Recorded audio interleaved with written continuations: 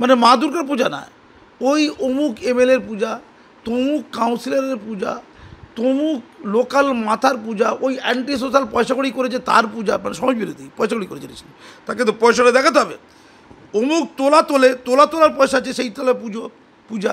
কোথায় কোথায় তোলাটা কম উঠেছে বলে পিটিয়ে লাল করে দিয়েছে, রক্তাক্ত করে দিয়েছে, তাদের পূজা। তারপরে মা দুর্গা ইকুয়াল টু আমাদের মা দুর্গা রক্ষাকর্তা পশ্চিমবঙ্গে কে? মাননীয়া। তাই সর্বত্র দেখলাম, আমি আমার সোশ্যাল মিডিয়া আমি ইতিমধ্যে বলেছি, তবুও রিপিট করছি, আমি গতকালকে এই শহীদ ক্ষুদিরাম স্টেশন আছে না, মেট্রো স্টেশন, তার নিচে ঢালাই ব্রিজ আছে, ওখানটা দাঁড়িয়েছিলাম, বৃষ্টি ভাব, চারিদিকে তাকাচ্ছিলাম, গাড়ির জন্য ওয়েট করছিলাম। গরিব লোক তো গাড়িতে যাই, বাসে যাই, ওয়েট করছিলাম।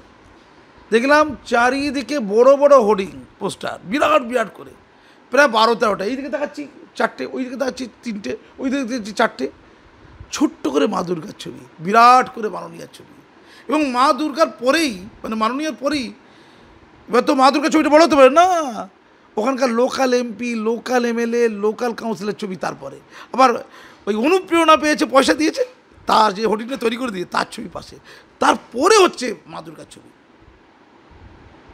অনুপ্রেরণা পায়নি, কোনো প্যান্ডেলে সুখে ছিল?